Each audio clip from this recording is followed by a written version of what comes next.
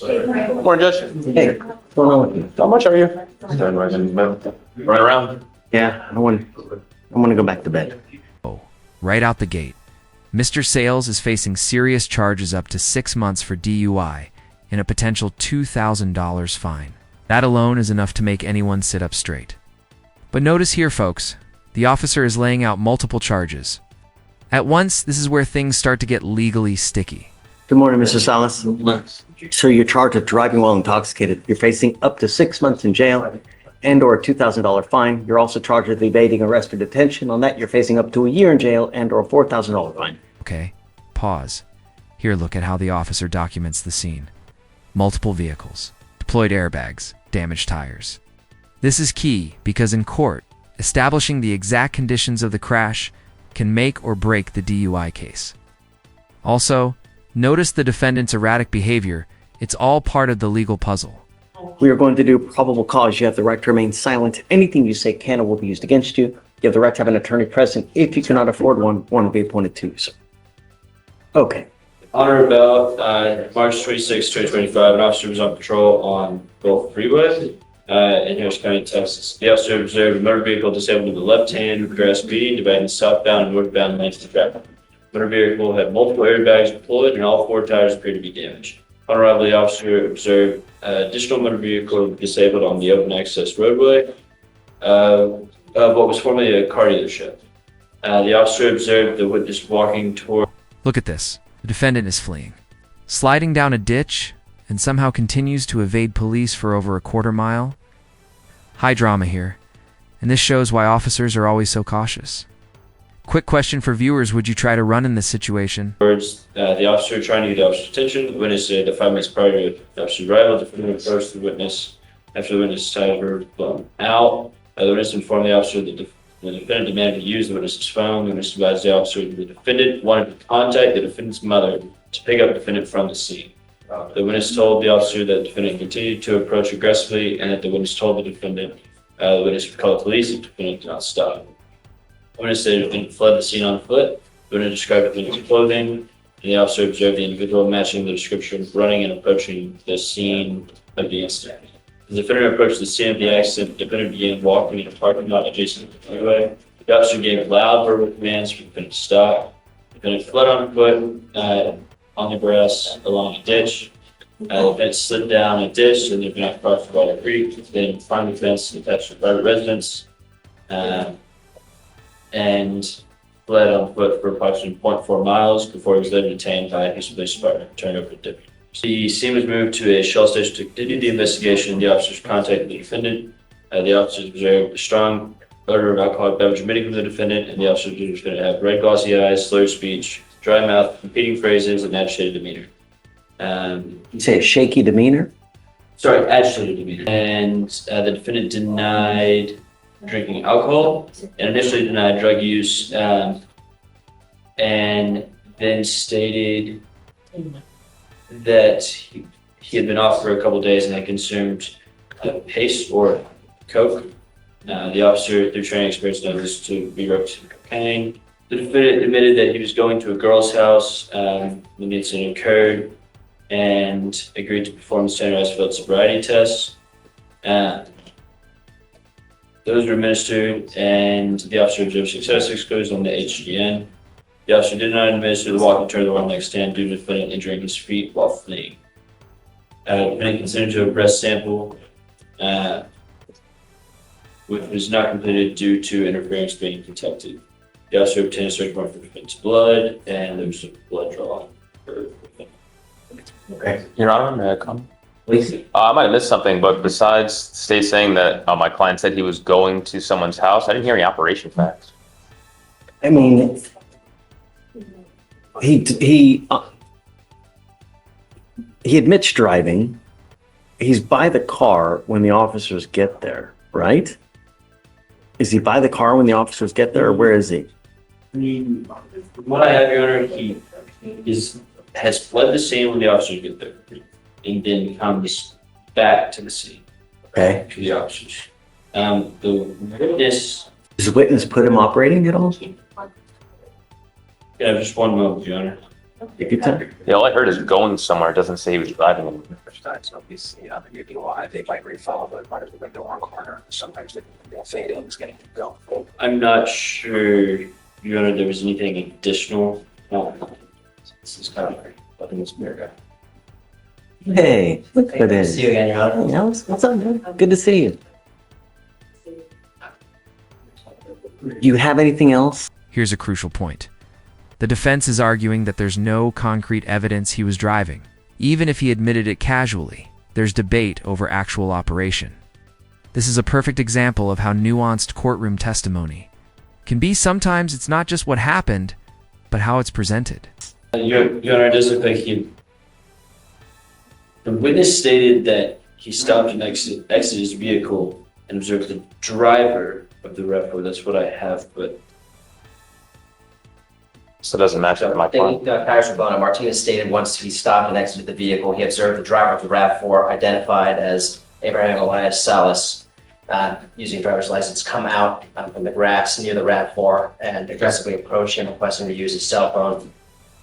Stated that he was trying to use his cell phone to call his mother to come pick him up, and that Salas said that RAV4 belonged to his mother. Martinez stated after a short time that Salas asked Martinez if he had papers referring to immigration. Judge, even with these facts, it doesn't show driving. Even if he owned the car, we have no idea when. There's no facts to say that he was driving the car, that he admitted to driving the car. I don't see operations. So Salas stated that he was driving the RAV4 because he was going to a female's house and continued to speak. Salas then stated that he ended up in the grass because he was scared.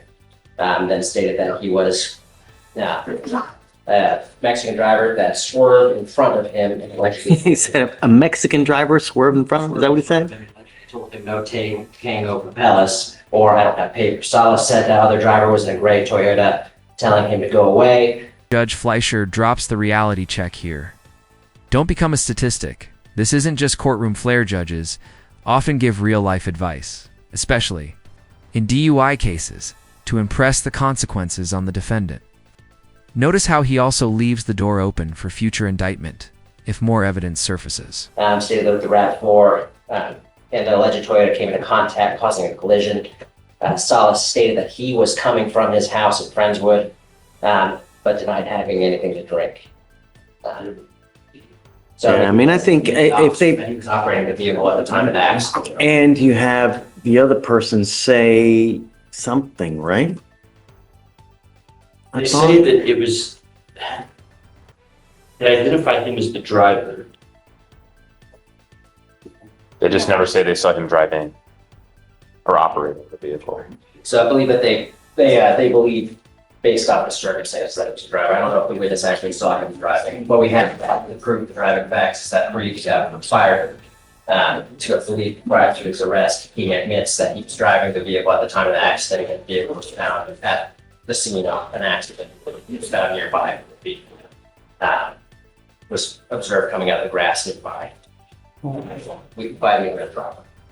Although it's an admission, Judge, it needs to be an admission plus. I don't see that being enough for the plus. Mr. Salas, I'm going to find that there's no probable cause in your case. Every freaking day in our county, someone dies from an alcohol-related collision. Don't become a statistic because of a boneheaded move that you make where you kill someone. Do you understand?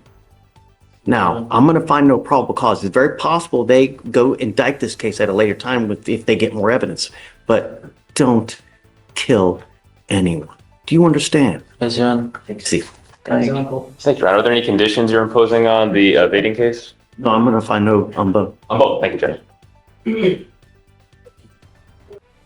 Talk to me. Desnick Smith. He's one of the ones that, Yeah, ones, okay. What's the last name? Smith, Desnick, fugitive, out of Louisiana, one of those four guys that you already talked about. He's the one that did not have he was a passenger, not the one with the weapon. There were 3 passengers. I talked to his mother. How old is this kid? He's awful young. I can't, he has a computer, I don't. He looks awful young. I talked to his mother. His mother's willing to post bond and able to post bond if it's reasonable. Therein lies the question. What is reasonable? Right. 1,500 would be reasonable. He's coming back in. I know. Nelson, did they respond? What's that? Did they respond on Nelson? Smith, please, may bring up Mr. Smith. Okay, yeah, we're on Smith. Okay. Smith's coming out now. Black claims that they told them that they were not going to mess with it. But we're still waiting for the official word from Florida. What's that name of that city? I don't know that, I just went by the county. It's another one of those. I've been mispronouncing, Natchitoches. I've been mispronouncing I county. know. Morning, Mr. Smith. How's jail? The worst experience of my life, bro. Makes me really happy. It's supposed to be, you know? The idea of jails are that you learn. And unfortunately, we have people that just don't get it. No matter how long the sentences are, no matter how cold the bars get, they just don't get it. You're wanted out of Louisiana for this, this car. So, Your lawyer's asking for me to set you a bond, but I don't know. I've never met you before. I don't know you. You know, one of the things that I consider is, number one, are you going to go back if we set you a bond? Number two, are you a dangerous person? Because I don't want to set you a bond and then you leave a wake of destruction on your way to Louisiana. I mean, I don't want that. so So, Mr. Kim, tell me about Mr. Smith. Your Honor, this now defendant, along with 3 co-defendants, stole a vehicle out of Louisiana and transferred state lines on the same day and was apprehended in Harris County. He's facing a felony charge there due to the fact that they transferred state lines within 24 hours of stealing the vehicle, which was captured on surveillance video. State would be opposed to a bond as state considers him a flight risk. Any prior criminal history? No, Your Honor. Judge, he is from Natchitoches, Louisiana, which is where the offense is from. His family lived there and he was born there. They moved to Manning, Louisiana. I talked to his wife and his girlfriend. Wife? Mother. That's what I- 23? that's what I His call it. mother and his girlfriend. Okay. I spoke to his mother, Sophia Smith. She lives in Manning, Louisiana. She will post his bond. And I spoke to Sophia Smith and she'll come over and pick him up. That's, and transport him back to Louisiana. Here's the thing, Mr. Smith, is I need you to understand that we don't play games. If I set you a bond and you make that bond, we give you 2 weeks to go turn yourself in. I will, sir. I promise. We don't play games. So if you fail to do it, I'm going to revoke that bond. I'll set it at 0. I'm going to issue a nationwide warrant for your arrest. I'm going to get you because you can't run forever. And the next time, you will not get another one. Do you understand? Okay. I'm going to set you a bond at $1,500. Here's the other thing. Life is short. Life, when you end up with a bunch of convictions, it doesn't become a fun life. What makes life fun is you get knowledge. And when you get knowledge, you buy things because you get money. But you only do that when you go out there, school, learn, get a good job. That's what life is about. I'm not picking up convictions. So, that's nothing. I'm in college right now, too, sir. That's why it's kind of creative. I'm Really in college? in audio arts. And now with all this, really? Dude, when you hang with boneheads, it doesn't end up well, you know? Get a clue so you don't end up back here. Mr. Smith, I'm going to set your bond at $1,500. Just, Mr. Smith, Yes, sir. don't disappoint us, man. Do something with your life. Don't become another statistic. $1,500 and then do right, man. It's not hard in this life, you know? All right, we got you, buddy. Thank you, Judge. So if he can make it, I'll print out the reset for him to sign and I have the waiver withdrawal for you to sign. 'Cause he's- I'll bring that. Don't send him back yet. You got some. Yeah, so I'm typing up the reset right now, but the waiver withdrawal is there for you to sign. You're Jeffrey Chauvin. Yes, sir. Mr. Chauvin, you're charged with criminal trespass. You're also charged with resisting arrest. We're going to do probable cause. You have the right to remain silent. Anything you say can or will be used against you. You have the right to have an attorney present if you cannot afford one. One will be appointed to you, sir. Okay, please. On March 5th, 2025, an officer was dispatched to a trespasser call at a Whataburger in Harris County, Texas. Complaining witness, an employee, stated that she told the defendant who was in their dumpster in the parking lot to leave, and the defendant refused. Staff tried to tell the defendant to leave again at 1 a.m., and defendant stated that he would leave in an hour.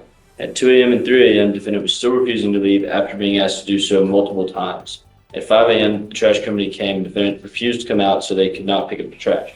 Switching gears to Mr. Chauvin here, we see probable cause clearly established. This segment highlights a contrast. One case lacks evidence. the other has enough for prosecution. Also, that warning about returning to the Whataburger, classic judge strategy, enforce boundaries and accountability. The officer observed the defendant in the dumpster and asked him multiple times to come out and that he had been trespassed from the location, but the defendant continued to refuse for about 30 minutes. The officer asked the defendant if he would be willing to go to the jail diversion center, and the defendant said yes. The officer handcuffed the defendant so he could eat food. Officers provided him.